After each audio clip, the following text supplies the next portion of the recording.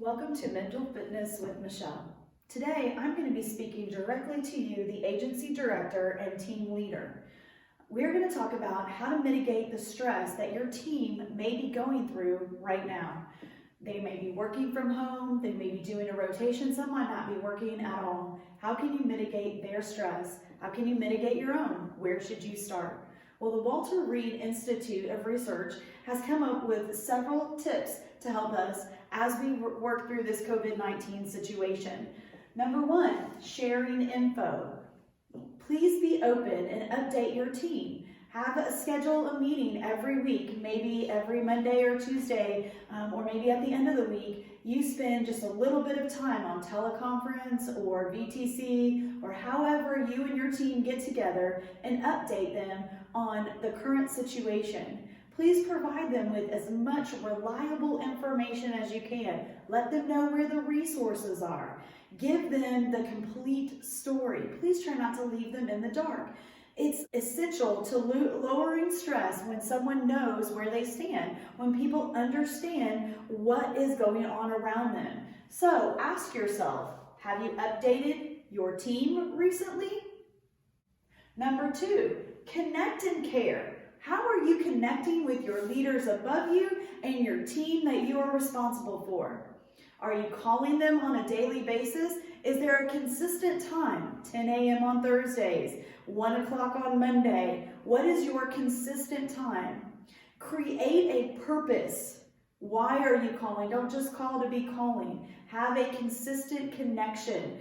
Topic, ideas. What are we going to discuss? If you're calling your teammates, please prepare them. Send them an email. Let them understand. Maybe you have a WhatsApp connection group. Maybe you have another group, text messages, or however you may create a group chain where your whole team can kind of get on there and speak to each other. WhatsApp is great for that. You can create a group. You can talk back and forth. You're staying connected with your team. Let them stay connected with each other. Foster that ability to have them connect with each other. Empower them to create those bonds. Maybe you make one person the POC for connection team and you say, have you reached out to everyone today? Ask them specific questions. Have you asked them how they're feeling? Have you asked them about their stress level? Have you empowered them to take care of each other? Connect and care about what's going on with your team. Ask yourself, how are you connecting with your leaders? How are you connecting with your team? Number three, recognize your limits. Recognize your team's limits. We are only able to do what we're able to do. We can only work so much. We can only produce so much. We only know so much. Are you making simple mistakes throughout the day, indicating that your stress level has increased? Are you forgetting things that would normally be simple? Like maybe you stuck your coffee in the refrigerator because you forgot what you were doing. Start to recognize, put your finger on your pulse of what you're doing throughout the day. Recognize when you are stressed. Ask yourself this question: am I making simple mistakes? Do I need to take a break? Ask your team members the same questions. Are you sleeping regularly? Are you making simple mistakes? Do you need a mindfulness break? How have you taken care of yourself today? Number four, let's focus on resilience. So we've all heard this term before: resilience, resilience, resilience. It's a key term we hear all the time. What does it actually mean? Well, there's actually two parts of resilience. There's body resilience, and then there's brain resilience, okay? So in your body resilience, how are you taking care of yourself? Are you sleeping regularly? Are you staying up till 3 in the morning watching that new Netflix binge-worthy episodes of whatever? And then trying to get up and be ready to log into the computer or to rush to work or whatever at 7 or 8. Are you taking time to actually sleep properly? Are you exercising? Are you moving your body and moving your muscles at least 30 minutes a day? How about your team members? Have you even thought to ask them, are they sleeping regularly? Did you ask them when they last took a walk outside? How about nutrition? I know some of us don't want to talk to our team members and say like, are you eating right?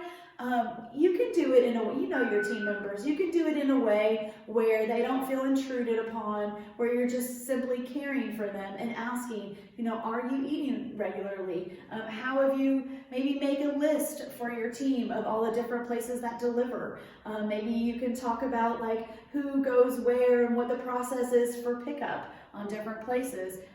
Resilience in your body has to do with everything from the inside out. So ask yourself, did you move your muscles today? Now, brain resilience. Let's talk about brain resilience. Are you positively talking to yourself? Are you saying, this is just a change? A change of environment, it's just a little bit different. I'm used to change. I'm part of the military. I move all the time. I have to get used to new routines and places and locations and people all the time. It's okay. I'm good at this. Are you talking to yourself and saying, I can do this from home? How about your team members? Are you encouraging them to talk to each other, to encourage them, to say, we've got this, we can do this, we know what we're doing, we've done this before, we've been in better and worse situations, we know exactly what we're doing here. Create that environment of positive self-talk, positive cross-talk between your coworkers, your team members, etc. Remind them and encourage them to create their own to-do lists. Maybe it's a weekly one, maybe it's a daily one, but it keeps them focused. It reduces the stress as they create a to-do list and start checking things off. It helps people feel accomplished. It also keeps them focused. So what to-do lists are you creating for yourself? What to-do lists are you sharing with your team members? Here's the things I have to do today. I'm going to be an example to my team, so I'm going to let them know, here's the things I'm planning on working on Monday through Friday of this week. Here's the things I'm planning on working on today, Monday, tomorrow, Tuesday, or however you want to do it. Be that example and encourage them to do the same thing at home. One more thing that can help with resilience when it comes to mental or emotional resilience is practice visualization and grounding. What the heck is that, Michelle? I know, it's weird. It's not like new agey or anything like that. What it is visualization. It is just a matter of spending some time like visualizing this as your workspace. So you go to wherever your workspace is in your house and you visualize that you're actually at work. When you visualize things being done, maybe you even create a vision board. You might want to watch one of my other videos where I explain to you how to create a vision board and project future goals and kind of look at those and remember that this is temporary. What we're living in is temporary. Visualize what it's going to be like when we can go back to outdoor rec, or when we can create another event, or when we're going to be able to have, team dinners and those kind of things. Visualize what that's going to look like. Grounding is almost the opposite.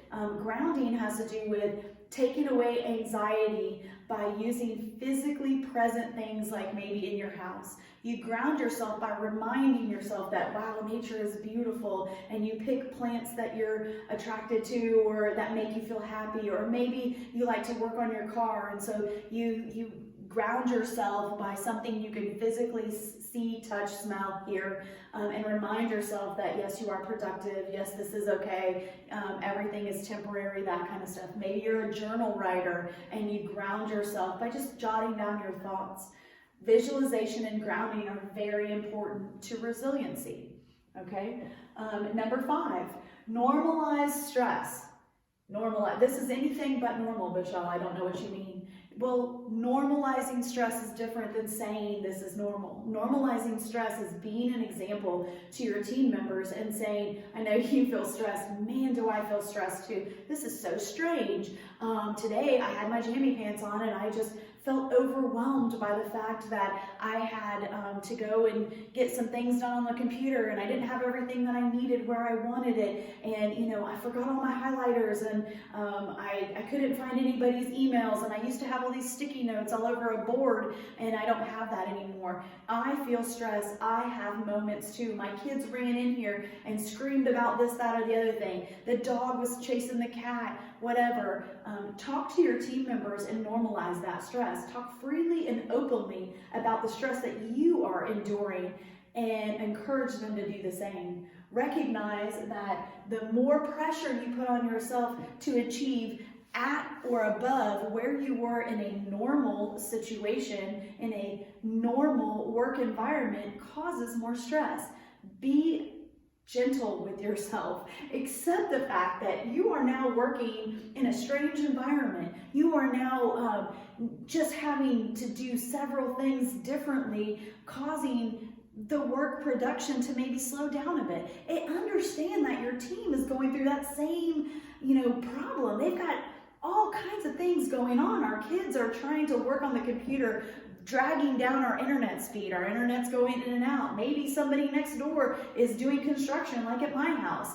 I'm stressed just because I hear a jackhammer all day long, right? That's not normal when I'm at work. And so when I convey that to my team members, they feel a little bit more normalized about the stress that they're feeling. It's okay. Normalize the stress.